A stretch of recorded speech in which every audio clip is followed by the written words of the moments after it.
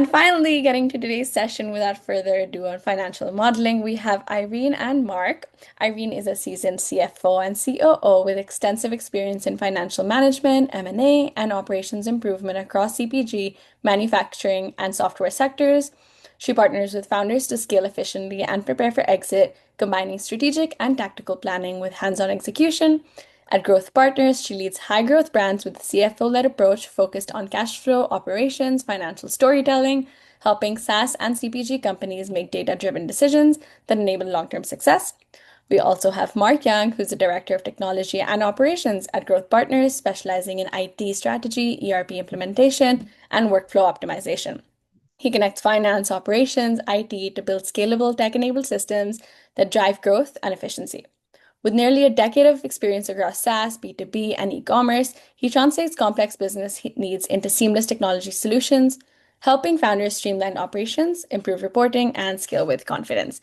I'll pass it over to you guys. Thank you so much. All right, then. I guess it's me right now. I'm going to share my screen. Welcome to everyone. I'm amazed at the sheer number of people that are attending. I think this may be my largest group of people yet. So thank you for giving up your time on a lovely Tuesday. And it is Tuesday, right? Yes. Okay. For hopefully everybody's had something to eat and is ready to learn a little bit more around financial modeling. As was suggested, is I will pause in parts of the presentation, so please don't hesitate to ask your questions. I find presentations get so much better when I can answer burning issues in your mind. It makes it better for everybody else who's in the group, because if you have that question, probably about four other people do as well. I will add a disclaimer because, as it's going out a little bit wider than just in this more friend group, that most of my answers will be general. So they won't be very specific to your business model, but that doesn't mean I wouldn't understand your business model. So keep that in mind. And I will start the presentation. I do try and keep it relatively not boring, but feel free to get a coffee or a drink of water if I am. So let me start with the presentation. Okay, I'm assuming everybody can see my presentation. Yep. Everybody, Yes, thank perfect, you. perfect. So, I'm very pleased to be part of Founder Fundamentals and hopefully take out some of the mystery around financial modeling. I think it can be a large kind of hurdle for a lot of people that are starting up businesses, where you may think you need a model that is basically ability to launch a spaceship. So we're not going to do that today. For most people in this room, I'm assuming you're coming from an innovator background, you're marketing, you're sales, you're doing some really cool things, and perhaps numbers and finance isn't your main skill set. So let's talk about it, how we can make it be part of your at least broader understanding of how to run a business. And the biggest thing here, and I would call it out right now, is know your numbers. And if you are in a business, this is where you want to be able to shine. My little biography, as the introduction said, I spent a lot of time with founders in startup spaces and everything from software to hardware to consumer good products. And then Mark, he also had his introduction. I'm just going to have him say a couple of words because he is also, at the moment, one of the things that's not on here, he is a dad. So the kids have needs as well. So Mark, take it away. Yeah, thank you. Yeah, what I do at our firm is really look at any new client or startup that we bring on board, look at the accounting and finance processes and systems that are currently in place, and see where we can make things better. I'm a accountant at my core. I've been in the accounting industry for about 10 years, kind of um, building up these systems, processes, and teams at a couple of different roles I've been at. And then I kind of fell into a niche where I often work with accounting systems, but it bleeds into sales, marketing, operations, and so on. So I've been able to get my feet wet into a couple of different types of systems. So yeah, interested to talk more about systems used for modeling side. Perfect. Thank you. So the agenda for today, I had all the same words on the slide. We have financial models, we have financial modeling, a verb, and reporting of actuals, and then what's on your mind. But that's at the very end of my presentation. But what's on your mind? I ask for your input throughout the presentation. So, financial models, and I think it's always really important to understand the why behind what you would build in terms of a numerical expression of your business idea. And most of the time, people might think of financial models, their forecasts, their budgets, their, what you need for a bank, what you need for an investment. But the very first thing a financial model is supposed to do is that it allows you to make decisions. If you're a single founder or you have an executive team or you have a larger management group, this is how you make decisions. You take a look at what is possible and what's needed to make the possible happen. The second part is it does drive an evaluation of the business, meaning that a model helps to support the story of your business, whether it is for yourself or for external parties, and it supports the story. It provides trust for investors and bankers that you have thought about how your business is supposed to run. In terms of decision making, so a financial model will help first and foremost is whether or not your business is financially viable. Do you have the right mix of product, the right price point, the right margin, and the right profit to make it work in the long term? So this is how you decide whether you want to buy a new equipment, whether you're going to increase your lease, or whether you are investing in more R&D resources.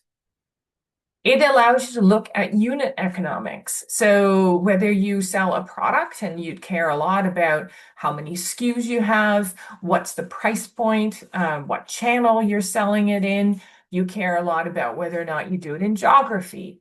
If you are a software company, you care a lot about a subscription process, whether they're monthly, whether they're annually, what is your monthly recurring revenue? How much money do you need to make?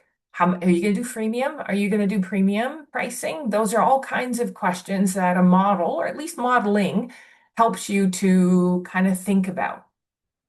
You talk about operations. This is how you run the business. So if you are you could be one of these one-person AI shops, at which point this is probably less interesting to model out.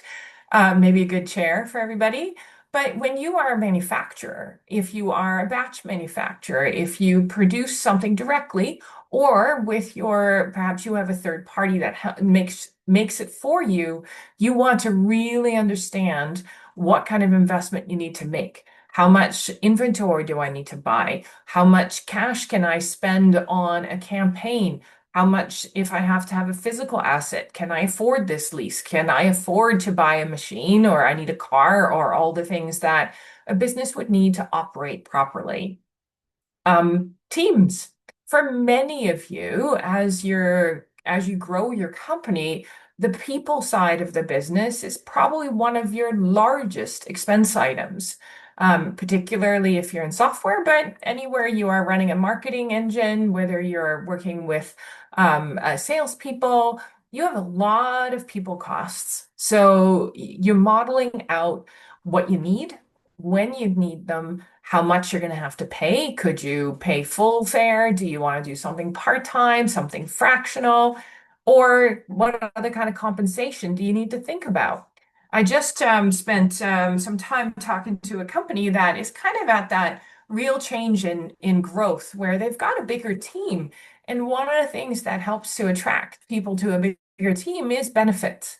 So, group benefits. Are you going to be able to provide drug coverage and dental or health coverage for your employees? What does that look like?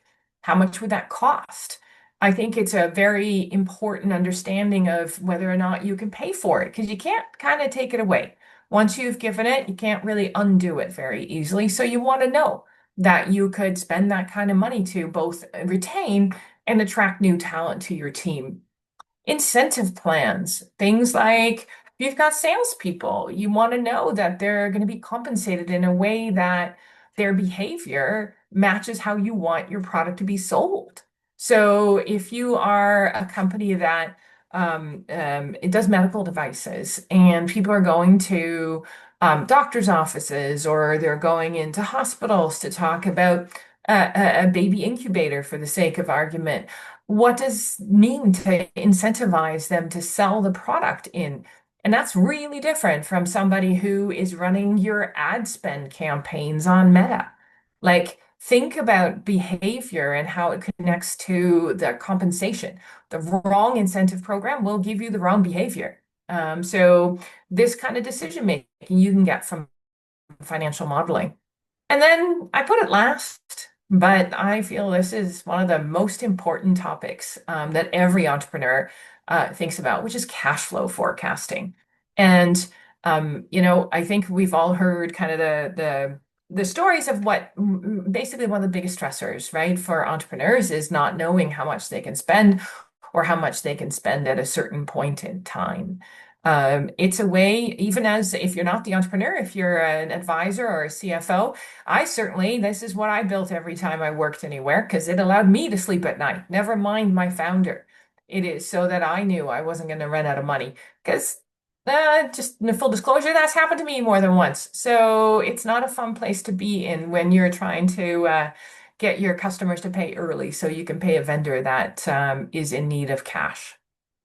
So these are kind of the top things that I can think of decision making, but maybe you want to ask yourself the question of, hey, this is what I need to know, and I don't know how to get that information.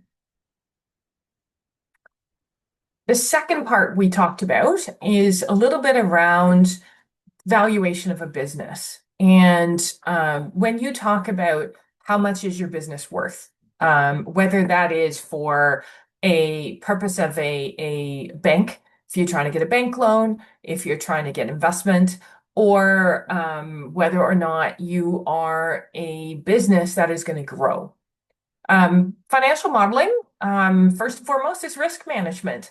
When you're getting money from when you take other people's money, that's how I usually define it, is that whether that's a bank or the government, how do we know to make sure we pay them back on time? That if you have HST returns, tip for anybody in the room, even if you're an annual filer for HST, you know you can make installments monthly, which makes your life way easier for not getting scared at the end when you have a big payment due. So this is what's important. You want to talk about the investment of all the potential that's in the business. And that usually starts with the founder, right? Like when you're early going, you have an idea, you're out there teaching, selling and educating people about the most amazing thing that you're building. That is part of how you value the business. So how do we make sure that's captured in kind of a financial model that helps to accelerate your growth and profit? And then if you are looking for outside investment that is equity, not banks, where, the story of how they're going to get a return is related to how much how much your business is going to grow. So we spend a lot of time in this space, hey Mark, like where a lot of the companies we work with have gotten kind of their first investment check. Sometimes that's from the BDC or from an angel group, but it could also be from an institution. And then it's really different. The financial modeling takes on a life of its own.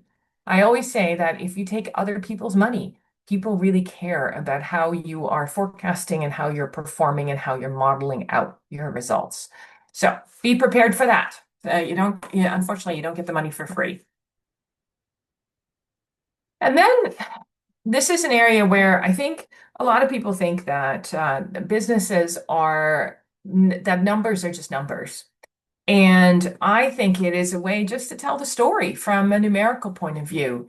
It's a way to add some context that is similar to other companies. Perhaps you can be compared to a business that's just like yours. I had one just recently where it was it was a snack company, just more than one. I see a few snack companies, but you know what? I ask questions when I meet companies that are fairly similar to others that I've seen, not in the idea, not in the whole thing, but maybe in the category that they're playing. They're maybe playing in the same geography. I ask a lot of questions about the numbers, and you need to be able to talk about them in a story so that there isn't a big disconnect between, hey, we're going to be an XYZ company, we're going to be in 1,700 retail stores in the US, and then I look at your model and it doesn't talk about that, or it doesn't really support the idea you could reach that many because you don't have enough cash to be able to do that kind of entry into 1,700 stores. The other part of it is, and then I did make fun of it, is that it's motivation. No one dreams of a gross margin percentage. It's not a great motivating tool for your team. So, whoo, we're going to get to 65%.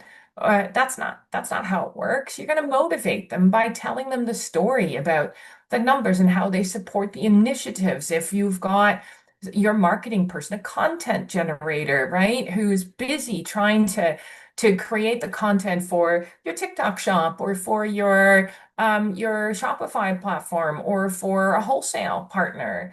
They're going to get excited about the ability to spend to put the resources in order to make their outcomes work. Remember, they're taking a risk in a way to be able to go out there and promise things to whether it's a consumer because they're talking to a consumer directly or because they're talking to a wholesale partner.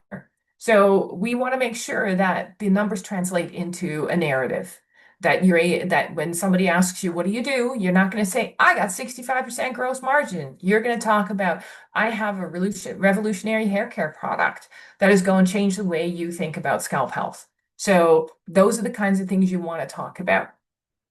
Then there, sometimes people think of financial models as just a spreadsheet, a Google sheet, a bunch of numbers in rows and columns. But it's way beyond that. And part of a good financial model includes key performance indicators or KPIs. That means you may have, if you are a business that extends credit to customers, you want to include how long it takes to turn your accounts receivable into cash.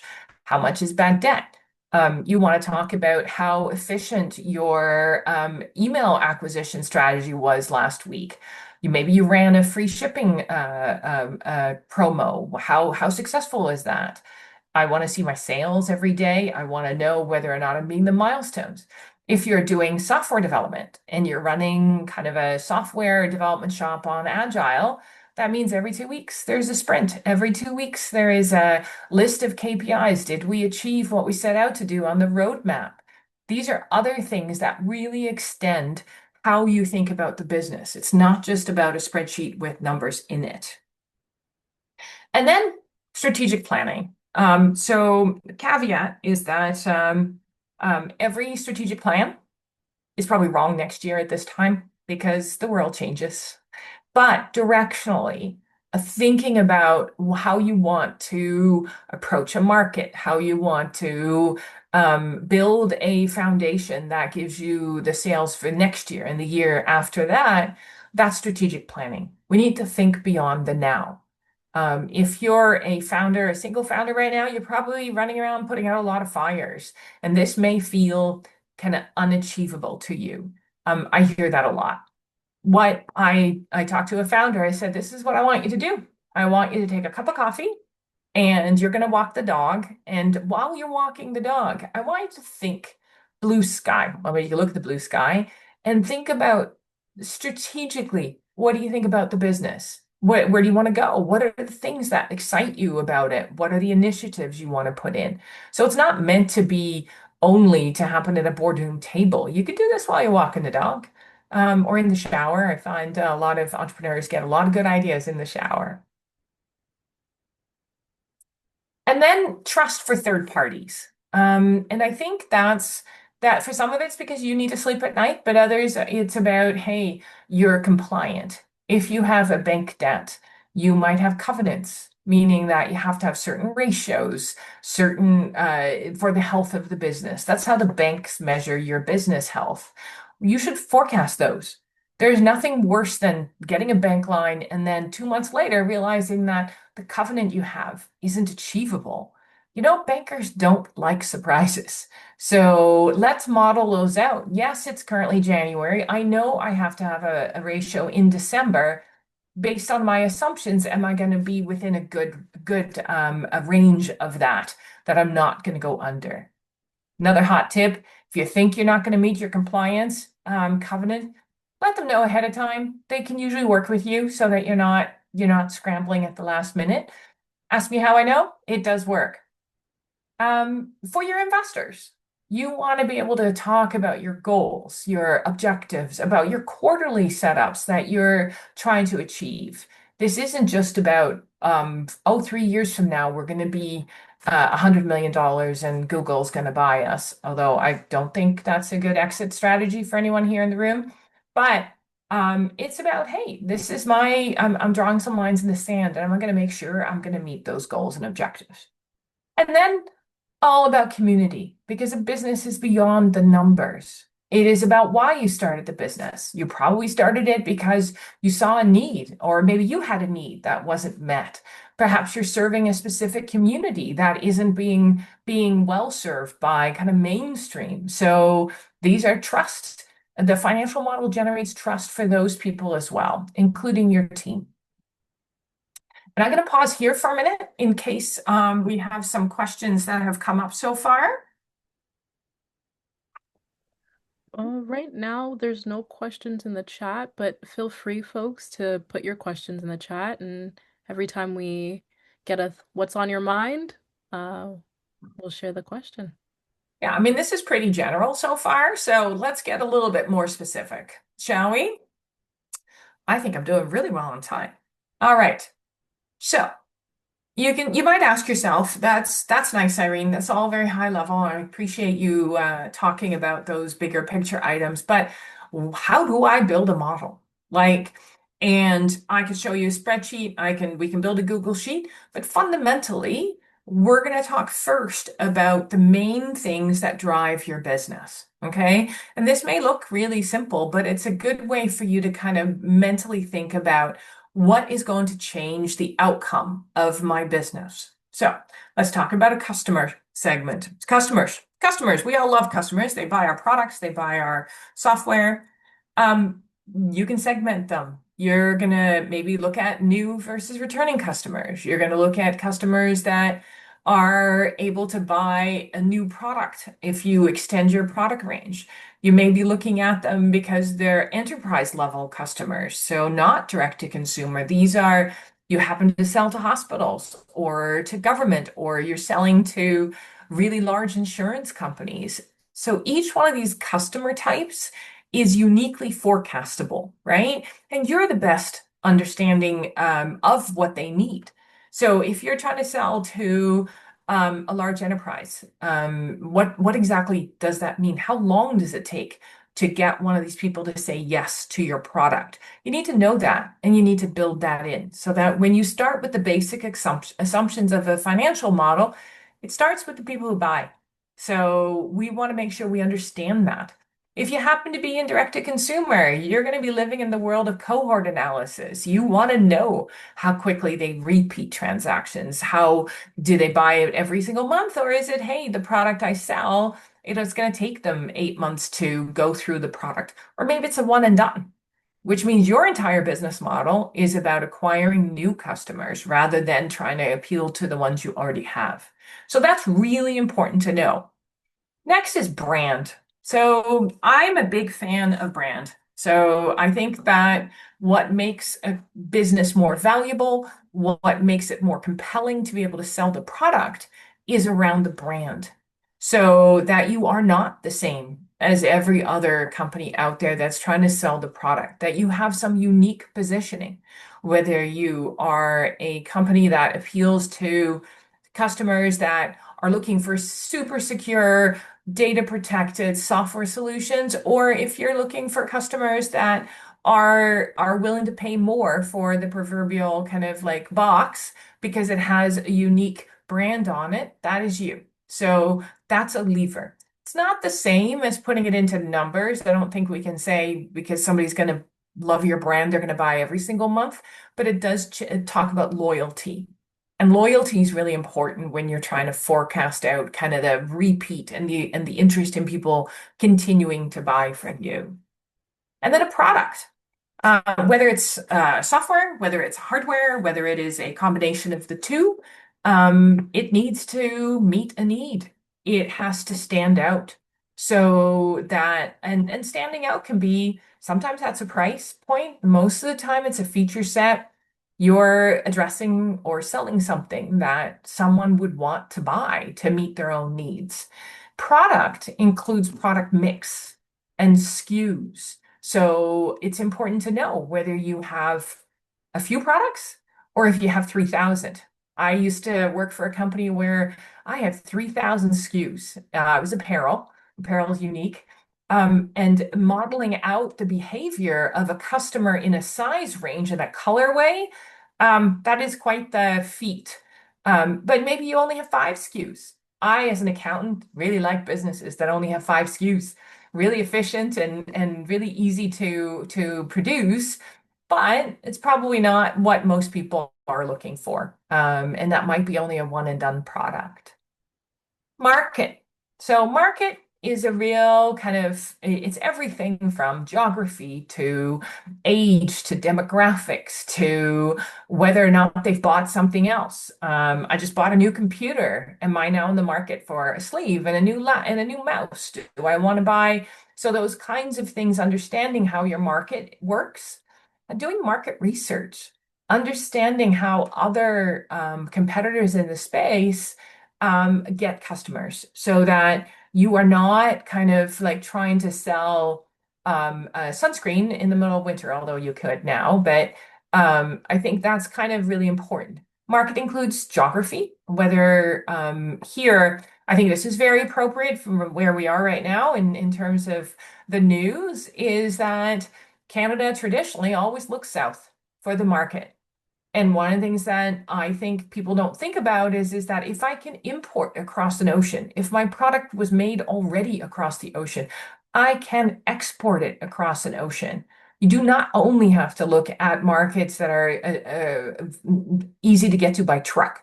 You can put it on a boat or a plane. So thinking globally about your market, thinking about next positions in different markets you're not in is really important when you're building a financial model, because the behavior of that consumer may not be the same, or the behavior of that enterprise sale is different. The salespeople are different in Brazil than they are in the UK. Understanding that, making sure you include localization of your market is really important in financial model. Whether or not you're wide or deep, that matters. That really comes to, remember we talked earlier on about the amount of resources you would need for operations. So if you're going wide, you ship globally, you need to have shipping partners that can do global, or you go deep. I have a local store in Markham that I want to go deep. I want to be that store that has 50 different kinds of licorice. That's a very different way of thinking about your financial model, because that changes how you are able to get your revenue. And then performance. So I think businesses that only focus on top line growth to the cost of profitability are usually not around that long. It's very difficult to sustain a business that isn't on a path to profitability. If you're a startup, of course you're not going to be profitable, but you should always think about the fact that you're going to be. And you need to think about when that's going to be. And what does it take to be profitable? Particularly in the early stage of a growth journey for a company, every penny gets looked at and every decision on spend probably gets really scrutinized.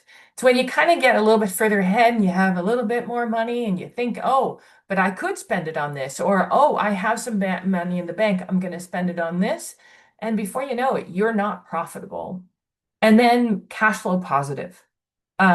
It's always best to focus on the ability to support a vast majority of your operations with the money it generates.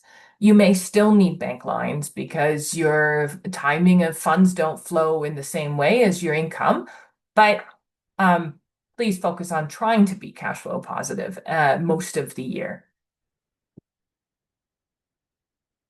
So,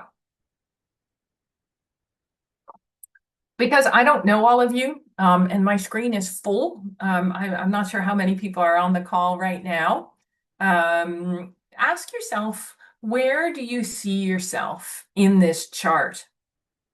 So when you look at the stage that your business is in, it matters because your modeling will be very different. It'll take different assumptions. It'll take different kind of how specific it is because you don't know a lot. If you are in that first kind of ideation, market review, you're prototyping, the model isn't going to be about, okay, how many customers I'm going to acquire in September of 2027. Like it's not going to work that way. And you shouldn't try and force yourself into that type of model because frankly, that's just a whole bunch of assumptions that may or may not come true. You don't have enough data to actually inform kind of your model. Does it mean you shouldn't do any kind of financial modeling? No, you should. This is really broad strokes. This is timelines. This is how much money do you need? Do you have that kind of money today? If you are a software shop that does a bunch of R&D and you're eligible for shred financing, that's important to know because the recovery of those expenses through shred comes way after you've spent the money. So it's kind of that's a bigger picture that you want to know you can afford.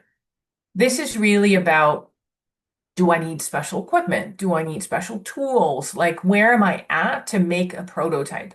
And for the vast majority of you, you're probably at that point using your own funds, to be honest, because it's hard to get people to pay to give you other people's money to at that stage. This is also about unit economics. Like, this is about profitability. Remember, we talked a couple slides ago about financial viability. This is kind of where you should think about that. Everybody has an idea. I got a great idea myself. I came back from a trip. I was going to revolutionize how you could travel in a way with a big suitcase, to be honest. But I'm like, yeah, it's not financially viable. Super excited about the product, but it isn't going to work. I am.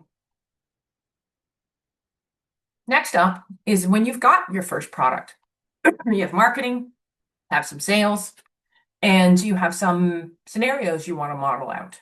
That is where you start kind of building, hey, if I make this change, if I make that change, what does that do to my expectations?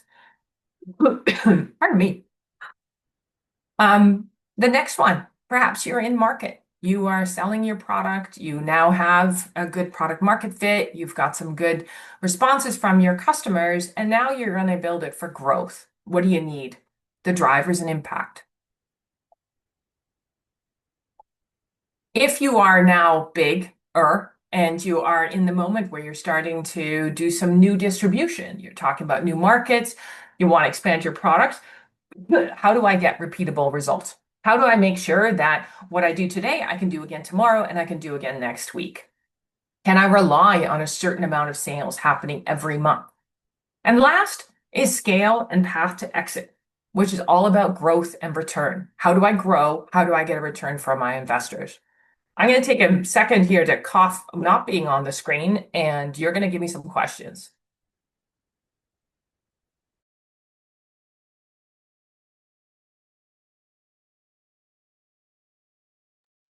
So far, so we don't have anything in the chat. If anybody wants to raise their hand as well, then let us know. Oh, we just got a question from King. When dealing with the financial module, you mentioned don't just present your numbers, communicate them through a story. Could you provide an example of how to effectively use storytelling to discuss one's financial performance or results? There we go. I apologize. That was when I talk a lot, I get a little bit dry after a while. No, I I'm think it's, good. I think it is way more important to have the story and the financial results in a way that is the right format for your audience. So think about when you're telling your story that is different when you're in an elevator to a stranger versus I'm going to talk to my team or I'm going to talk to my bankers. Think about how they would look at the business. Think about the sophistication. Think about what they're trying to get out of the meeting with you. It's also a great tool when your numbers are not great, when your performance isn't what you think it should be. Own it, explain it. Oh, look at that. How long can I survive? I think somebody just asked that. If you don't hit your sales targets, I like having a model which is basically a break even, which is that how do I keep surviving? Which is purely about, hey, you know what? I need to keep my lights on. I need to build my computer, whatever. How many units do I have to sell every day? Sometimes I did this during COVID for a number of companies where the world turned upside down, right? So I had a company that sold jewelry. And listen, what can I do? I'm an accountant during COVID. I'm really good at spreadsheets. So I called them up and I said, what do you need? And they're like, well, how do I know if I can still stay in business? And I said, okay, how much do you need per day? How much do you need per month? Your total monthly costs are $1,000, $10,000. Okay, divide that by the number of units. Okay, how many units do you sell on an order? Okay, how many orders do you need? And the number was 37. I remember that to this day. They only had to have 37 orders a day to be able to survive, to be able to make their payroll, to their rent, and all the things. So that's part of the decision making and the storytelling. I'm not sure who asked about if you can't survive, but that's definitely what I would do. Oh, I want to go back a little bit to the question on storytelling. Let me give you an example. I've been working with a mentorship through Next Canada, which is an organization here in Toronto that supports early stage founders, just like our friends at YSpace.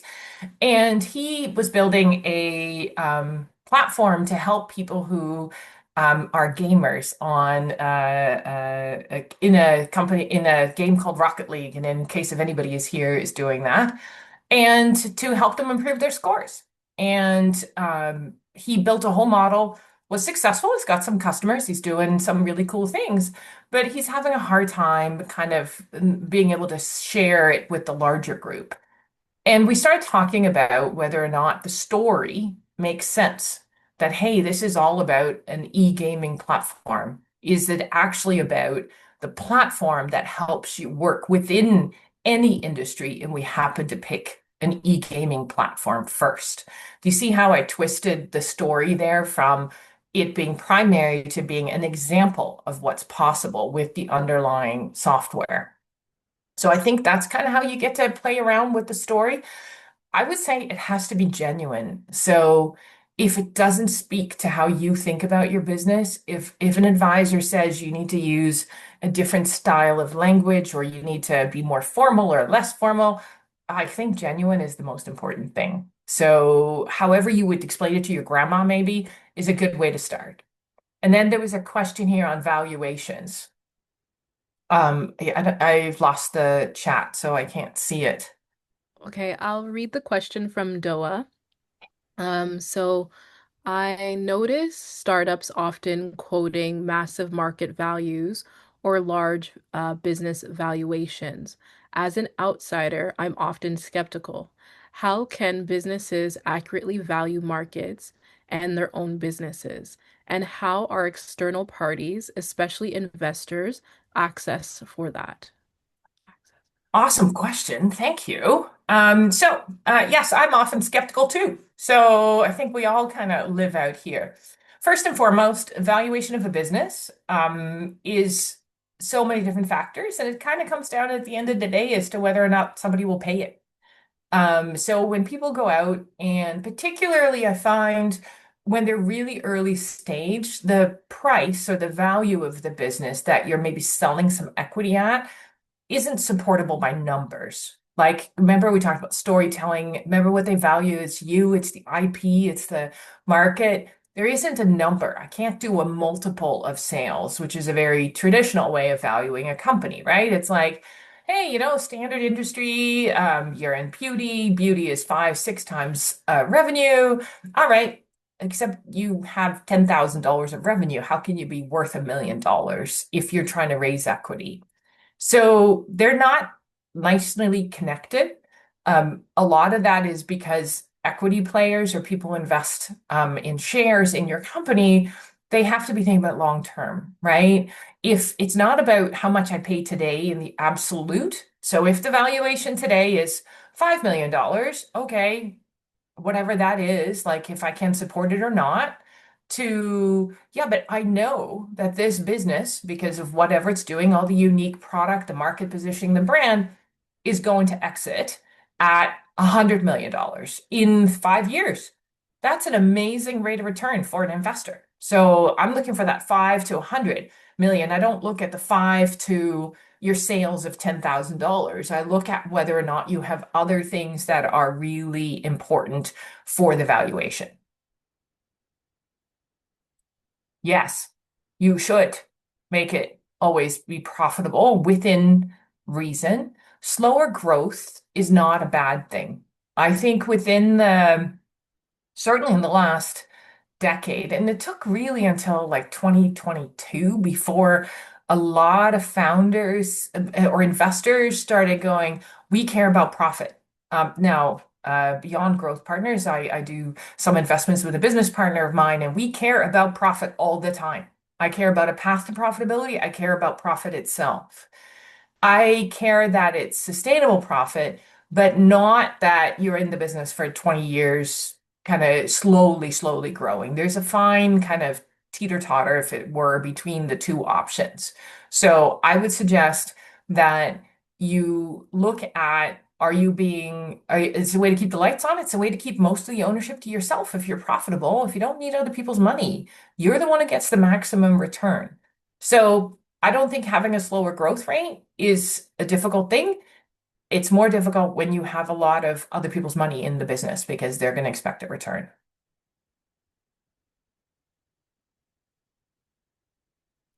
All right. Shall I move on? Thank you. Financial modeling. Path to profitability. I feel like I was lucky there with the setup question. So, driving growth, path to profitability, and the financial model itself, and then a cash flow projection. I think those are the four kind of areas that I want to look at right now and walk you through each one. Driving growth.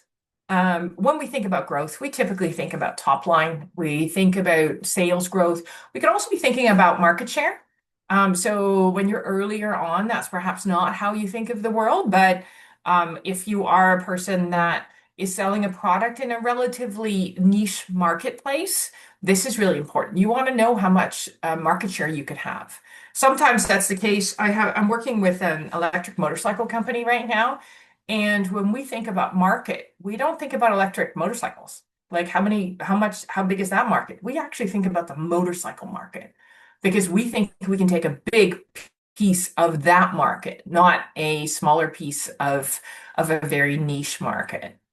Year-over-year revenue growth. If you are not growing your top line, if your business is all around maybe just growth enough to maybe 10% in 1 year and 2% in the next year, that's perfectly fine. Okay. By the way, you probably also will at some point have a decline. So don't get too worried about that as well. Like you need to do some work to make that grow again. But if you have other people's money, they're probably going to ask you questions why you're not growing. If you own the whole thing, then it's up to you. What's achievable with today's resources? I've got this amount of money. I can access this kind of market without losing my house. That's going to be what I need to get. Identify what's left. If I had $1 million, what would I spend it on? How would I use it so that I could get growth? And then sources of growth, right? We talked about that. It's customer acquisition. It's retaining that customer. It is keeping them in a specific channel. If you're looking at increasing your wholesale, maybe you're using a distributor. All these things are going to drive growth. That should be in your financial model. And then profitability, like my friend just asked. I care at the unit. If you're And this is a guideline, is that if you're selling a product and you're not making 30%, you're really losing money. And so if you're building a product, if you're designing a product to sell directly to a consumer, whatever price point that is, whatever margin you get on that, if you think you're going to sell it through either a distributor or a wholesaler, make sure you design it from the beginning to make sure you have enough room to support that extra layer of people that are going to take some margin. Channel, Amazon.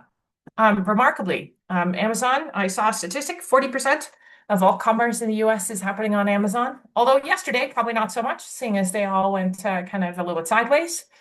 But a lot of people look at Amazon as it's usually, in my experience, basically just another venue for your direct to consumer sales. And remarkably, you'll probably be as profitable on Amazon as you are in your main your own website.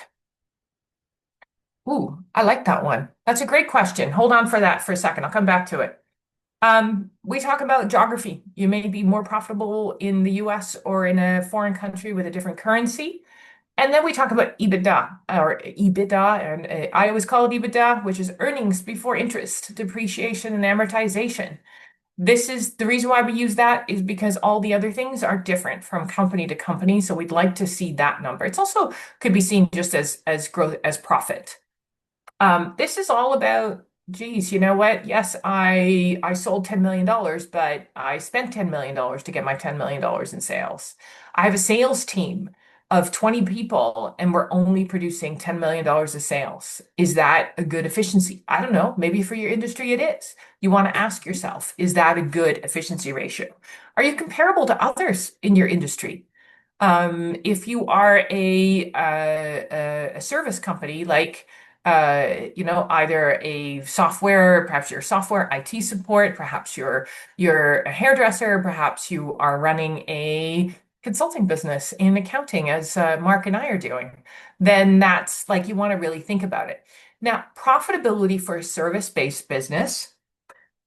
The first thing I would say for a service business is that I find a lot of founders don't pay themselves enough. And so they pay other people before they pay themselves, which is not, honestly, that's not great.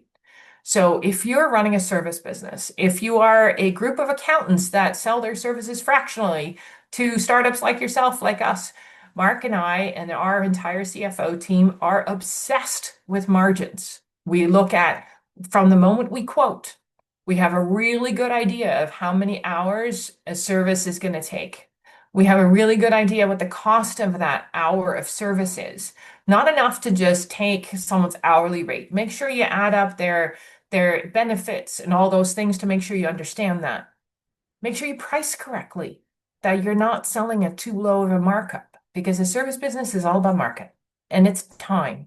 How much downtime do you have? So profitability in a service business is really about the identification of your costs and then making sure you mark up sufficiently. There was another question, I think. Okay, if we're gonna do questions, I'll read them in order. So Vithia, I don't know if your question was already answered, but it's how does the financial model respond to economic crisis in interest rates or inflation? That was It really doesn't until you build it in. So I think a lot of people wrote their 2026, 2025 budget probably around this time last year, and then the world changed a lot. So I will talk about it in another slide, but you need to update. You need to incorporate new assumptions.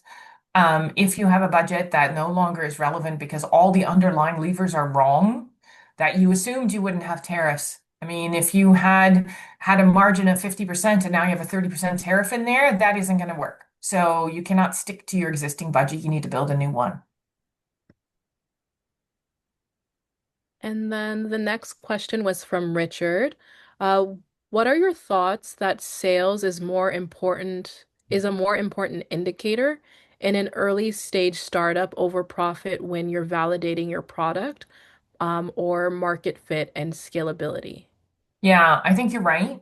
I think sales if you're in that early stage where you're trying to figure out product market fit or you're trying to get response from consumers, the only way you're going to get that is through a sale. So it's then about making sure you have enough runway that you can support your burn so that you have sufficient cash resources to be able to work with that experimentation side of things. Remember, we talked about the scenarios. This is where you do A/B testing.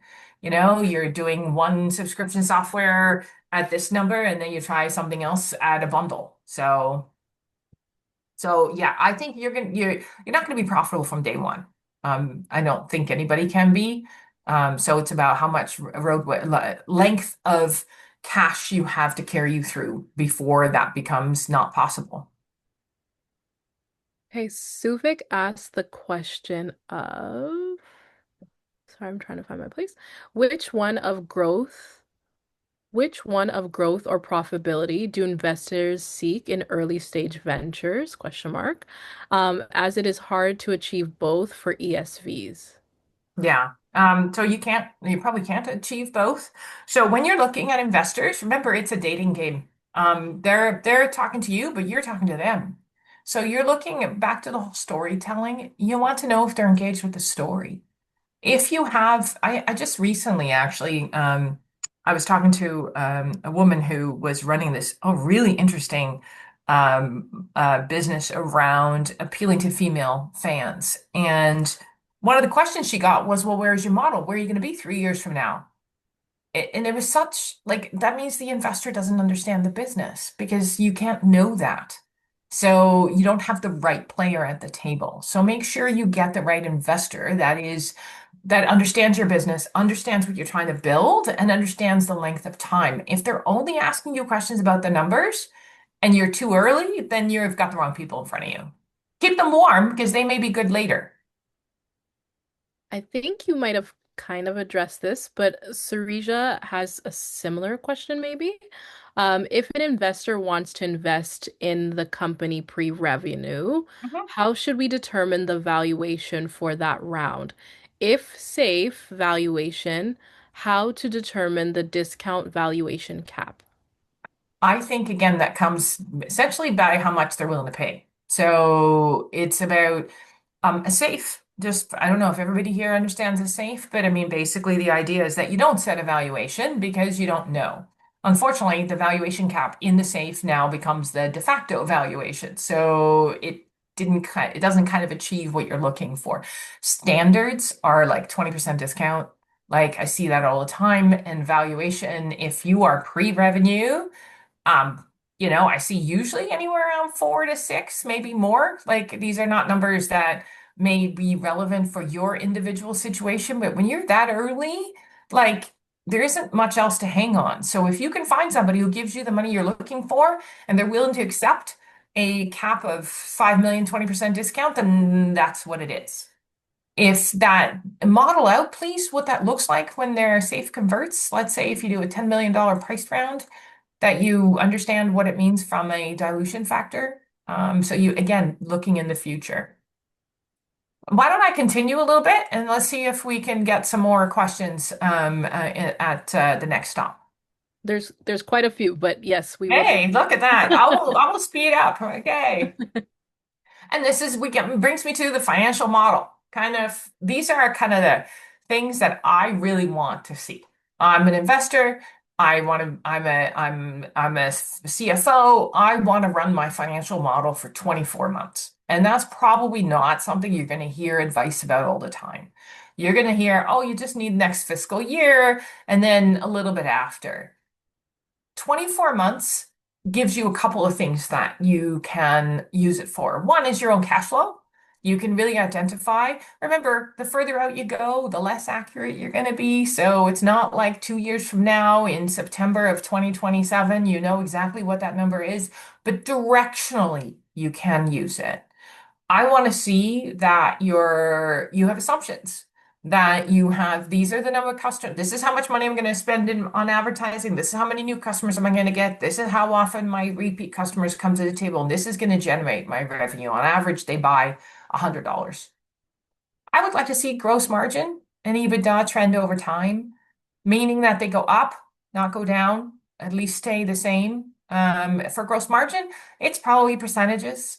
Like make sure you build in a bit of buffer for the tariff environment that's out there right now. Plug everybody. Canada has like hundreds of free trade agreements around the world. So tariffs are not an issue in other jurisdictions, just in case you don't know. And EBITDA is about, hey, I'd like to see more and more of your increase in sales drop down to your profit. So I don't want to see that your sales go up like this, and so does your EBIT, so that your EBITDA goes like this. Like, is that a nice little tent there? I want to see that percentage wise, you have a good profit number, an EBITDA number over time. You can start off at negative. I think that was a question, but you want to trend over time to the positive. You want to have multiple types of financial statements, and you may not be able to do all of them to the same degree. Obviously, you want an income statement or a P&L, but you most of the time want a balance sheet, particularly if your financial model is going to get used by banks or you're doing it for cash flow purposes, if you're in inventory and accounts receivable. And then compliance covenants. So if I need to know what my inventory metrics are or my banking ratios or my CAC, that I have that forecasted. And I put in a very little model that is something that I kind of think about. This is happens to be for a product-based business, but for a service business, it's not any different. You wouldn't have a cost of goods sold up here because your time is sitting down in salaries, so it can work for that as well. It doesn't have to be complicated. That's what I'm trying to put here. I hope it doesn't look complicated to people, but this is fairly minimal for what you could use. And then it comes to my favorite thing, which most early founders is the most important part of all, which is cash flow forecasting. So, cash flow forecasting. I used to do mine every week, every Monday. As the CFO, every Monday, I would pull up my cash flow forecast. It's by week. I would update with my sales. I would update with my bank. I would update where I'm going to spend this week. I know that sounds like a lot, but back to it meant that I could sleep at night, have my coffee, take a couple hours to look at it. I also think it's a really good practice because you really understand your expenses and really understand where your income comes from. You want to be able to see today that you're going to have a problem next March because you could still fix things between now and March. It's really hard to fix things when you have a problem next week, Friday. So when you're trying to pay a bill and you don't have enough cash. On the other side, opportunities come when you don't expect it. You might all of a sudden get a phone call and there is a request for proposal from a government that is looking to buy your product, and they would like you to put a proposal together for a $100,000 sale, but you need to be able to float the money to be able to buy the product that you're going to put forward under this proposal. And you might find the most amazing person that you want to hire. And then, like I said, you update this weekly. That's my personal opinion. You could do less. If you don't have as much variation, if you have a lot of the same fixed expenses, it's probably not necessary every week. But if you're issuing purchase orders or very far out in the future, I would suggest that. And similarly, extremely simple. Keep it simple. You can make it more difficult, but this is really about I have week ending Friday. What's my beginning bank balance? If it's in US, make sure I convert it to Canadian. What kind of cash in am I getting? Which probably isn't the same as your P&L forecast, by the way, because you may be recording sales for enterprise clients that have terms. So here, I want to put in when I get the cash. I don't want to know when I make the sale. Sometimes they're one and the same.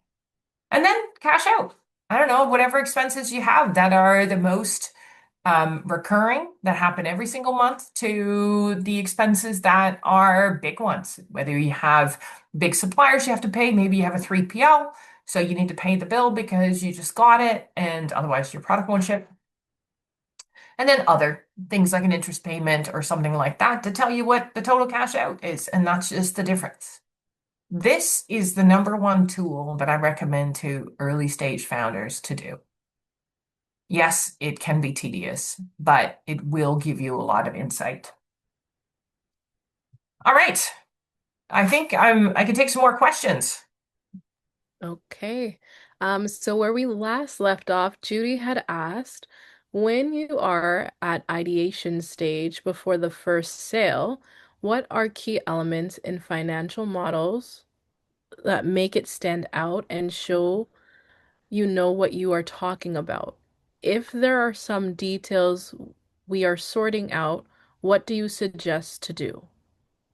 I think when you're in that state, first and foremost, if you're that early, you are the users of what you're asking about, the audience is probably more around the people that are helping you to build the product or the software or the business. So if you're that early, let's say for the sake of argument, you're building the next greatest Farmville. Um, so your moment in time is about how much is it gonna cost to build it, the R&D, like do you have enough technical knowledge to be able to do it? I see some people that are building kind of really cool software, but then need like a team because they're not software developers themselves. So in that financial model, it isn't so much a model as it is a what are the things I need? I'd kind of make a list, honestly, like the model's kind of a list of what do I need and what do I have? And talk a little bit about it in, well, it might be just you and yourself if you're a single founder and you've got this great big idea. But it's kind of more around that in a model. And then it's really about runway. So if you are developing a product that is in ideation and you're spending your money on other people, other partners, you need to kind of build out how much cash do I have? Like, how long is it going to take before I run out of cash? So that's a little bit different than like a financial model, a more lofty one. These are the potential sales, these are the potential costs, this is what it could look like. It's really early. It's more around, do I have enough cash? So the next question is by Alicia. What are some strategies for a non-for-profit to be profitable? Oh, I love that question. Because I think when I did once spend like 3 weeks auditing a nonprofit. I think first of all, nonprofit accounting is a really different animal. But I've also been on the board of a nonprofit. So in that case, it's really about service levels. So it's a little bit different. It's about the storytelling, right? Because nonprofits typically serve a need in the community, whether they are a my neighbor who has a nonprofit orchestra for people that are in their 50s or 60s, and they have funding from community groups to be able to put on shows, right? So profit isn't something that they would do, but they would use metrics to um, kind of think about profit or service levels. If you are a nonprofit where you're providing education and webinars and services like for an underserviced group, perhaps it's around people that have are diabetic, or they have more of that kind of thing. What does that look like for you to be profitable? What are the KPIs that are beyond the numbers? Beyond not running out of cash. I mean, it's hard to run a nonprofit if you have no source of income, but your goal isn't to carry it. You're not carrying a profit from one year to the next. So you want to find the metrics that measure success that are not kind of monetary to a dollar. They're more about we've helped 15 new clients this week, or we are very successful at our fundraising drive. That's what I would suggest. Okay. The next question is from Abhishek. I keep hearing that when deciding on purchasing a new equipment, you need to calculate how many of the product needs to be sold to make up for the purchase. I know I know what goes into the cost of making our product, but I don't know how do I incorporate the cost of new equipment to justify its purchase. Well, thank you. That's a great question. I don't get that one very often. Geez, Mark, like these ones are cool. So machinery has two elements to it, right? One, it has an acquisition cost and it has a running cost. Once you've bought it, once you've laid out the cash, kind of it becomes irrelevant to how much your cost is at the unit level, except as an arbitrary allocation. Okay. By that, I mean, let's say you have to buy I'll go over it. I used to work in a company that had plastic extrusion machines. So these are these really cool things that blow plastic into shapes.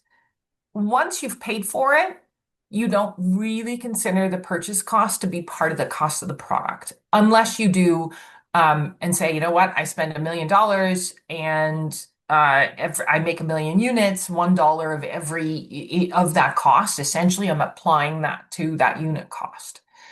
I think it's a lot more around the interest, like, because you're typically not going to buy it outright if it's a big machine. So you want to know how much you're going to pay to finance it. And that financing charge very often is included in cost of goods, like in the element of unit economics, not actually accounting, just FYI.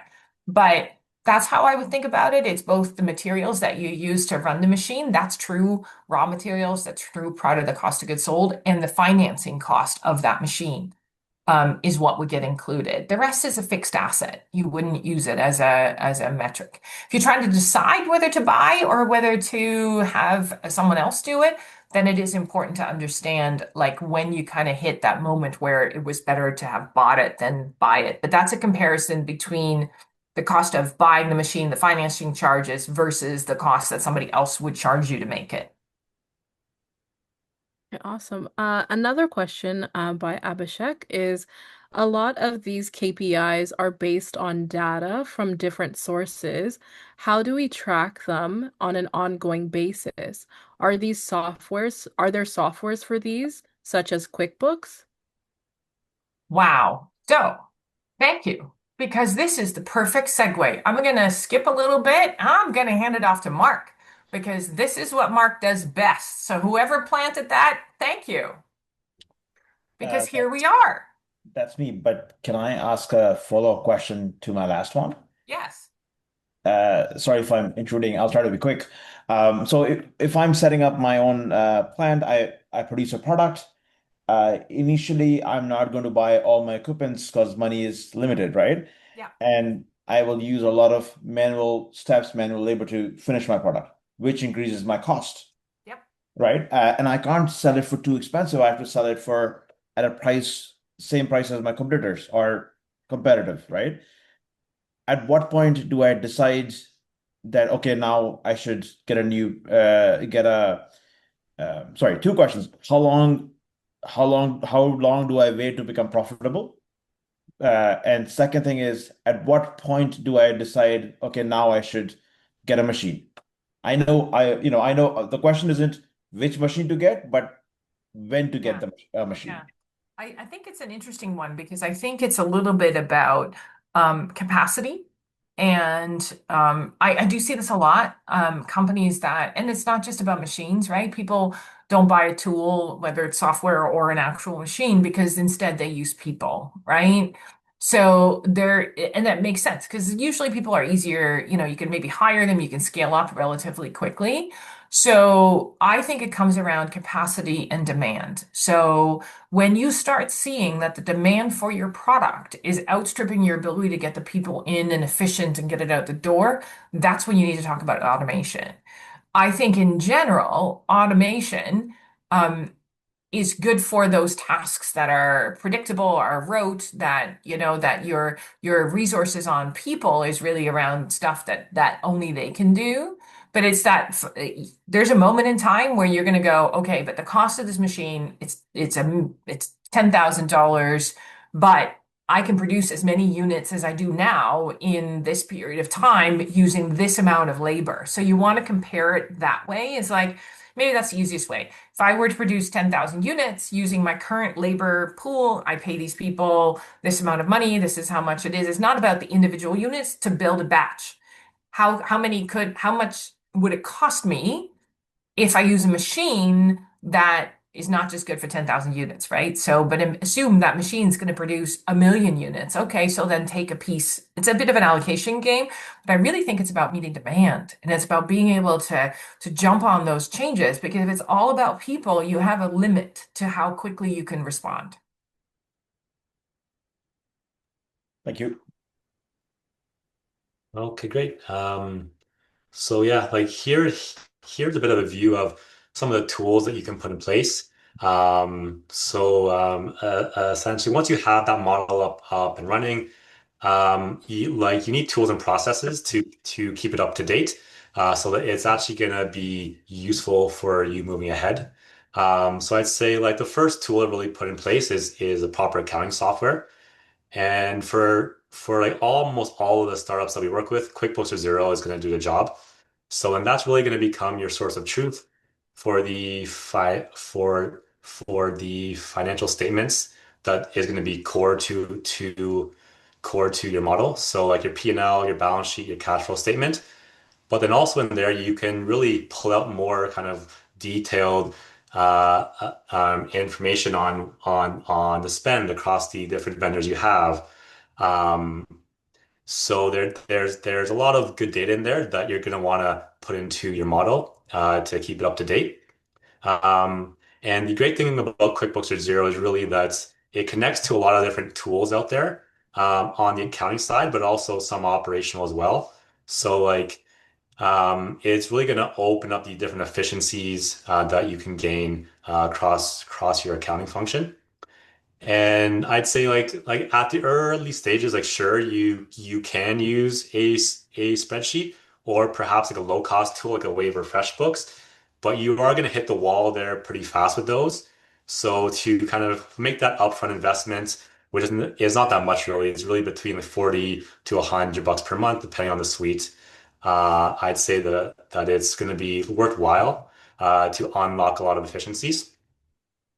Um, so the one tool that we like to implement, because it really takes the lift out of keeping your model up to date, is called Coupler. And then essentially what it does, it's going to connect to your accounting software as well as other tools that I will get into. But it can also connect to like basically like a Google Sheet or Excel file to update your data in the model without you having to copy and paste, which is which is often like the worst part of kind of dealing in Excel, like keeping your actuals up to date. So you can do that at a click of a button, or you can also do it on a predetermined schedule. So I'd say like it really helps to bring the model to life and then and have it as a tool that you can use to run your operations.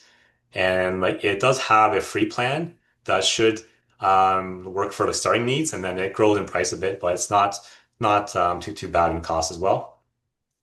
And then as far as where you'll actually build your model, so there are some softwares out there that work, but but typically like a model, like it has to be flexible. And still the most flexible tool is really going to be Google Sheets or Excel. I'd say like depending on the user, like you may choose one or each. Um, but our team, we find that Google Sheets, just to the fact that it connects well with a lot of other tools out there, you can gain a lot of efficiencies with it. And that is often our tool of choice.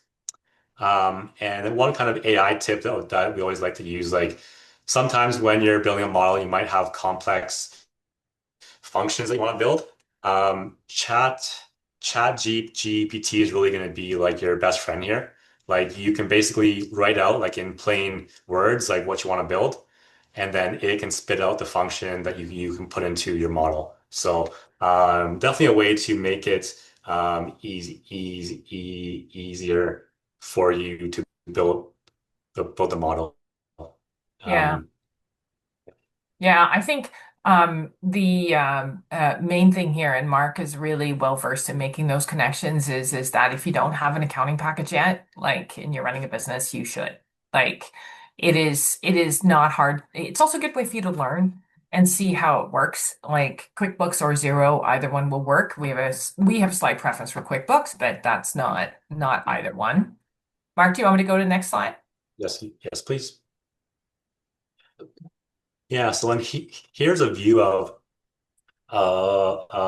essentially how some of those tools that I just talked about will integrate into like other tools that you use. So you will see on the far right there, you've got your model, and then you got the actual data coming into or coming into your model via coupler wherever is possible. There may be parts of your model that will be done by hand, which is fine, but I'd say there is an opportunity to automate a lot of the actual data flow. So if I focus towards the top left there, that's where you're going to be connecting with your accounting suite. So then, of course, you can bring in your P&L and your balance sheet at the click of a button, and then any underlying transactions as well. But then QuickBooks or Xero, of course, is going to be tied to a lot of like the finance operational tools that you use, whether the ones to pay your team, to pay your bills, or perhaps the ones that you do for billing. So then that really helps the flow and turns QuickBooks and Xero into like a source of truth for your accounting data. And then Coupler just allows you to really bring that rich data into the model. Um, but the other part of Coupler, which is great, is that it can help you pull in any of the non kind of financial data. So if I'm going to focus on the HubSpot CRM side, like there's going to be a lot of data in there that could be really good for you to forecast sales, right? You can basically have it set up where there's a live view of the pipeline that you have within HubSpot, which can help to be an indicator of sales that might close soon, and then help you plan out the rest of your operations or the top line kind of planning. So then on top of that as well, like it can help you track like the performance of like your RevOps teams. So like seeing how many MQLs or SQLs that your team is creating, which can also be like a very like kind of top of funnel metric for you to look at to see when the sales may flow in. Um, the other thing you can do is also connect it to a lot of the ads tools out there. So then you can start to see like, hey, like they're starting to really pick up the traffic on my website or ads. And then again, that can be like an early indicator of sales. Or I'll also keep an eye on like what campaigns are working or kind of what's not. So it helps turn the model into less of a reactive tool and looking ahead into what's going on in your operations.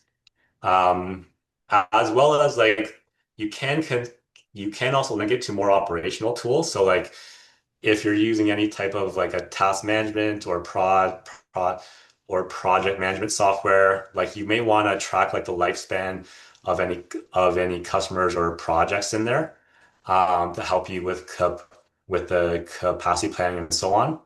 Um, or or or also perhaps any like of like the inventory tracking that you might do in like a tool like Airtable. So I'd say it helps like unleash like a lot of different possibilities having coupler integrated into your system. But yeah, maybe I'll pause here and see if there's any questions on this.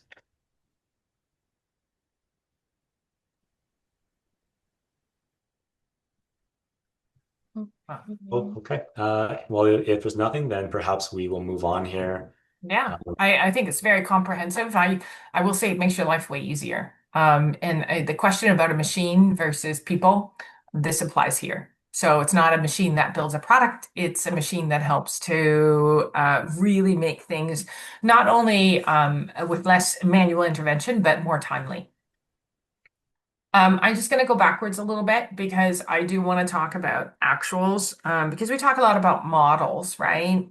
And the number one thing is what I see a lot of people do is that they build a model out there kind of as a as a little exercise, and they use all kinds of data or groupings or whatever else that isn't how your financial system works.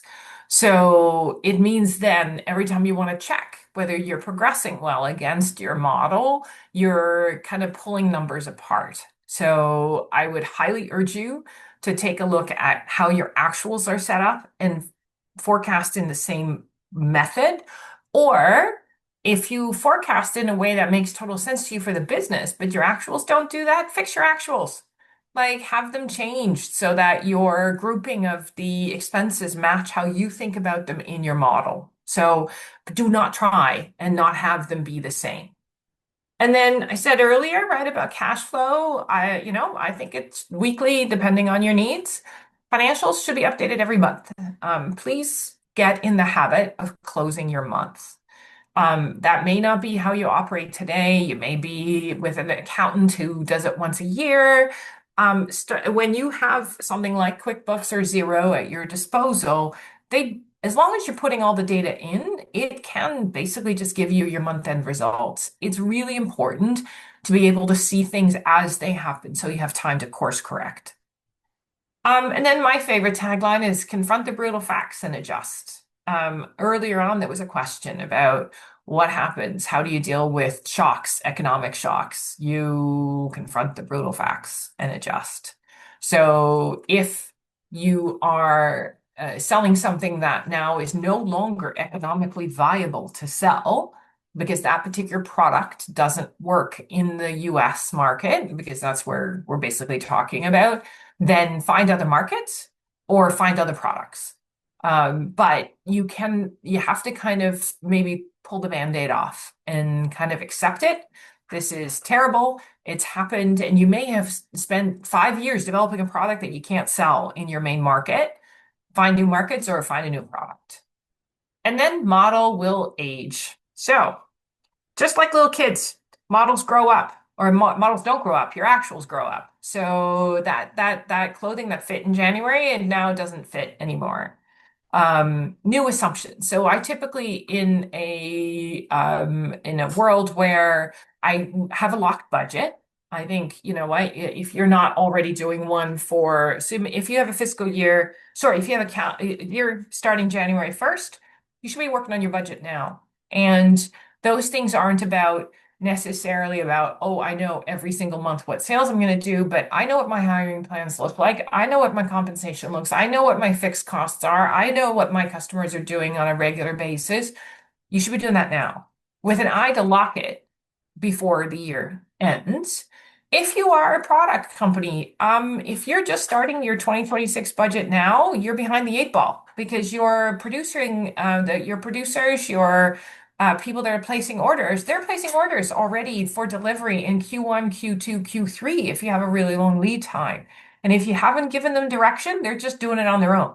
So keep in mind that 24-month rolling process is for that purpose.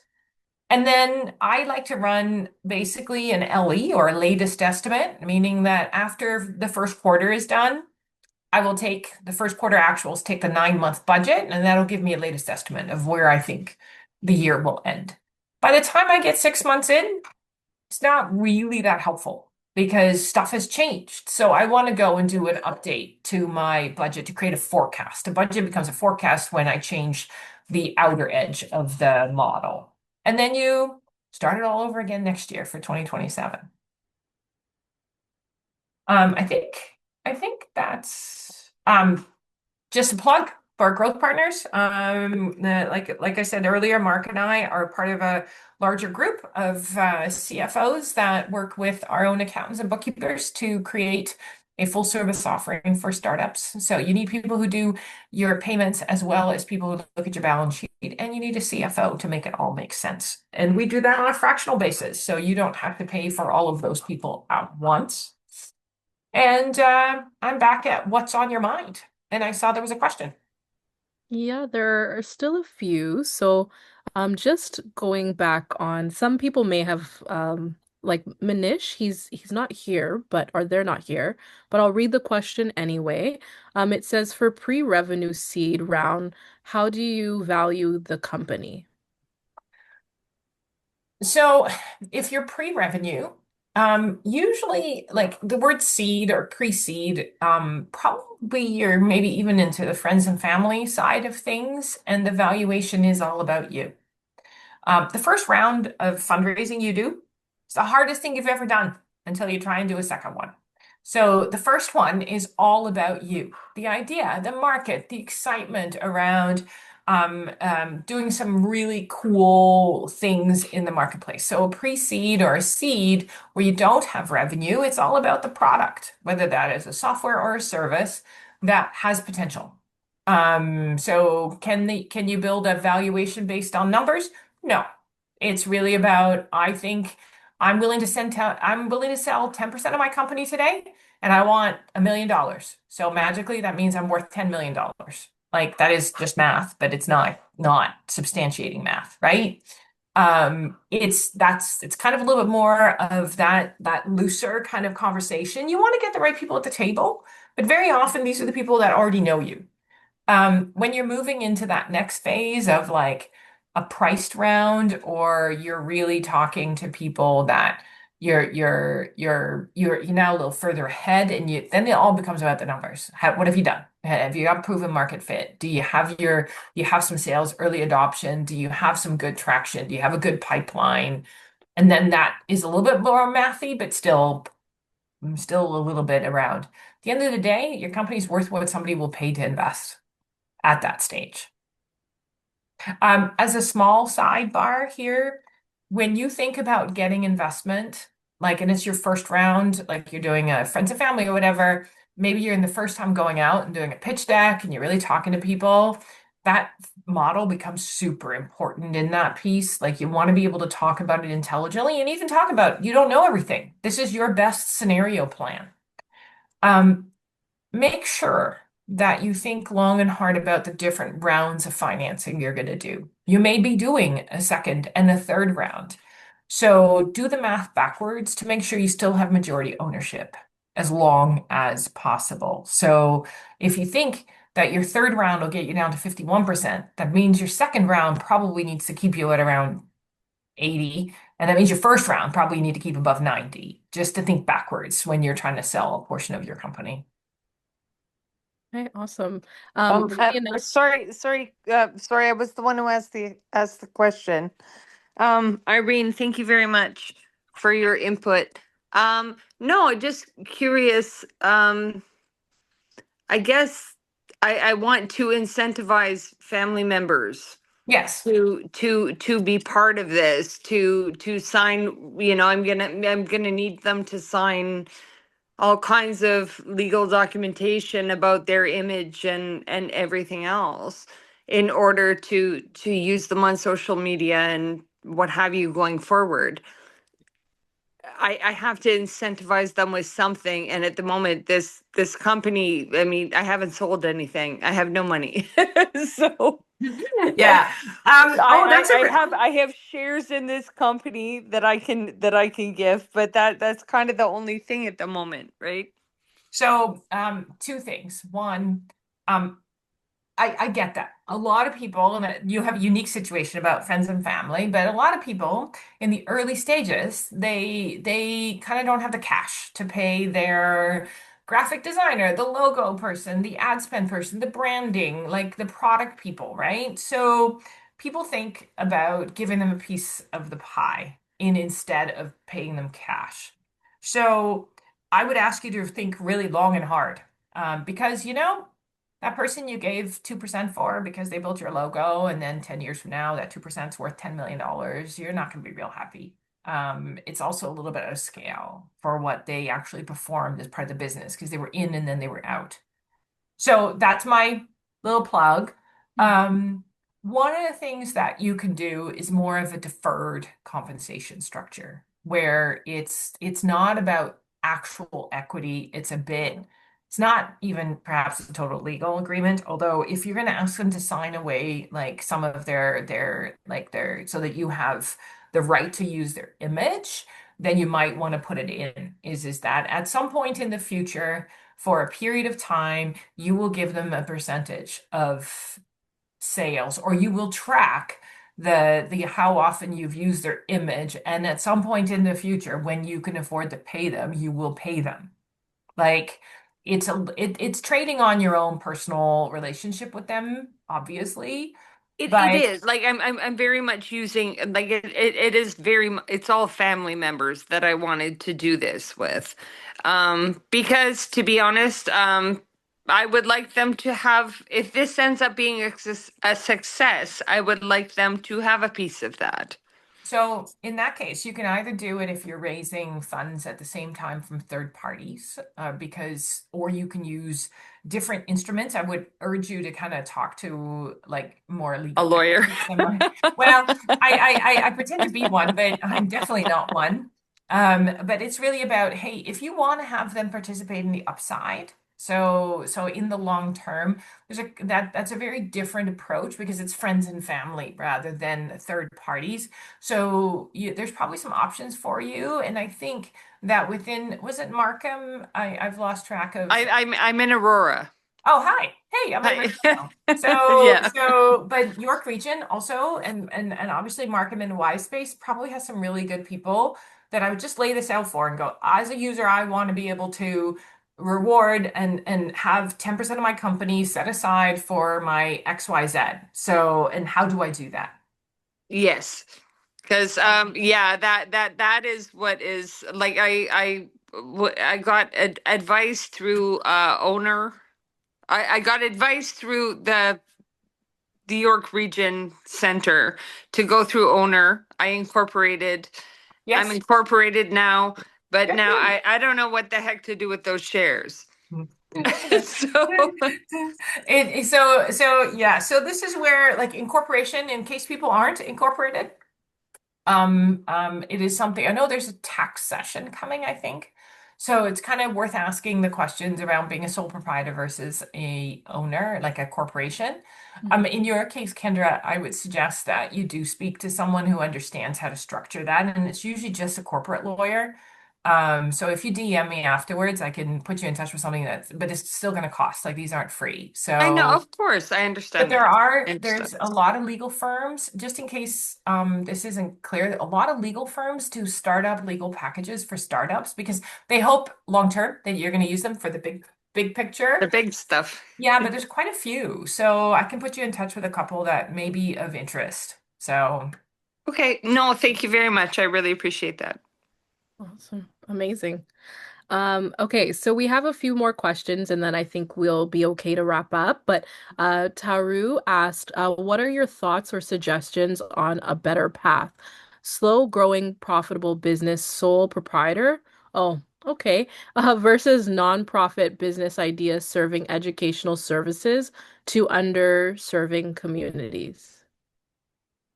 oh, those are fairly opposite sides of the spectrum. I think if you're planning to be a nonprofit, you should not incorporate. You should really take either you are an actual nonprofit, you are recognized as such. The CRA considers you a nonprofit because there's a totally different world around that management. It also means you can issue charitable donation certificates, that type of thing. If you're doing it because you are extremely passionate about serving a community and it's not about being a nonprofit like an entity, it's more that's how you view the world. You're not looking to make it a profit driving business. You measure your success differently. That can be done either as a sole proprietor or any other structure. Like that's really how you want to think of yourself. If you are a sole proprietor in either way and you have a name and all the things, you can have an HST number so you can claim some of your expenses, but that's kind of how I would think about it. It's more about what is your objective for the entire business? Sorry, the entire entity, it's not a business. Okay, thank you. Thank you for bringing that. So the business idea is the same, and I'm already running as a sole proprietor, and I was thinking that maybe uh, I would like to go into nonprofit for funding purposes. So Yes, that's because the there number is, one reason. yeah, more options of growth because with a sole proprietor with the same cause, the growth will be really slow. Yeah. Yeah, I think I've been involved in a couple like that where we were a corporation and we're looking like it still had a social mission. So I mean, to be fair, right? Like like having a social mission in a community and all the things you're trying to do not necessarily have to be a nonprofit. So keep that in mind. Yeah. But that depends on your why you want to do what you're doing. So I think that's the reason to register as a charity is so that you have access to funding. It does come with like obviously compliance, you have to have the right accounting, but if you think it's going to be bigger than just, hey, I want to do something at a small scale, then it's worth doing. Okay. Okay. Sounds good. Thank you. You're Thanks. welcome. Okay, so the last few questions. Can you please explain what is the difference between model format and actuals format, just to make sure I understand well?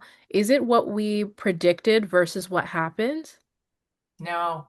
The format, yes, but no, is that let me go here to the financial model.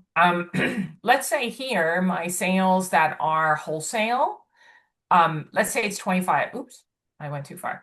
I don't know. Can people see that or is that too small? All right. I have a line here that says sales wholesale.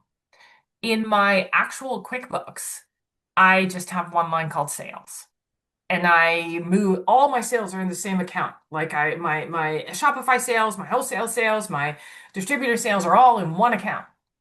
Well, that means you can't report on it. So when I say format, I mean that if you are doing a format here where you have a line that is for direct sales and a line for wholesale sales, you should have two accounts inside QuickBooks that connect to, so the one that set your account for sales direct is connected to perhaps your Shopify. And then your other line is for if you're doing direct invoicing for wholesale. That's what I meant about format. A really good example is that here, this is pretty condensed because I've got salaries, but you can forecast salaries, but salaries always have burden. Like they have the CPP and EI and all those things that in QuickBooks, you probably have two accounts, but you may not, you want to make sure you can report on this as a single line. Like that's what I was trying to get at is that don't build it in a way that doesn't allow you to basically just take my friend Coupler there and go, hello, these match. You want to make sure they match. So it's a really easy thing. Okay, and I think this is the last question of the evening. And so the question is, Pasha actually says, this session is so important for our business. Um, if most of these are new, where should a business really start?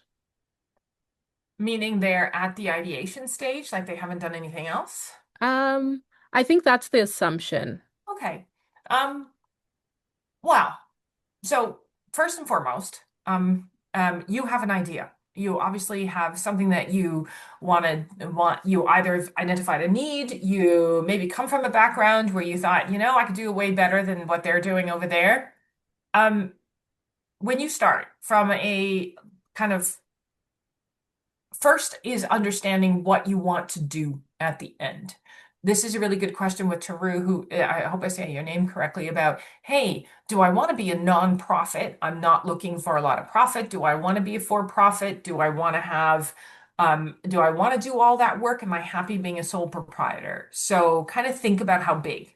It also is like, how am I going to get my funding? Am I looking at, I'm going to support it myself? Again, that's different than I'm going to go get a bank loan. I'm going to go get actual investors in the business. So when you start, if you ask yourself a couple of those questions, that kind of leads you to what format you want to be. And by format, I mean what legal structure you want to be. I would being a sole proprietor is completely possible.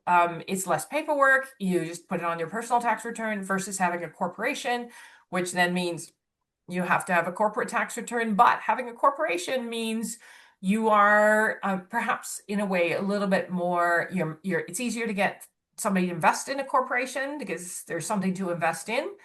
Um, and then you kind of want to think about where do I want to incorporate? It's really easy to incorporate in Ontario. You can get a company. As Kendra found out, she can do it fairly quickly on owner, or you can just do it relatively quickly for relatively little money. And then you have kind of the beginnings of a business that is both possibly sellable later, but also investable. Then before you do all of that, I'd probably have a little conversation in the mirror. Being an entrepreneur, I think this kind of comes down to the really basic question. Um, are you really an entrepreneur? And I would say that probably all of you have had these conversations with yourself because it is hard to be an entrepreneur. I come from entrepreneurs. My parents owned their own business for 35 years. So it's really hard. You have to have, every entrepreneur I meet is the most driven, ambitious, thoughtful. They're one of those dolls that gets, that they fall down, they get back up because it is a journey for you. So you should probably start with that. Is this really for you?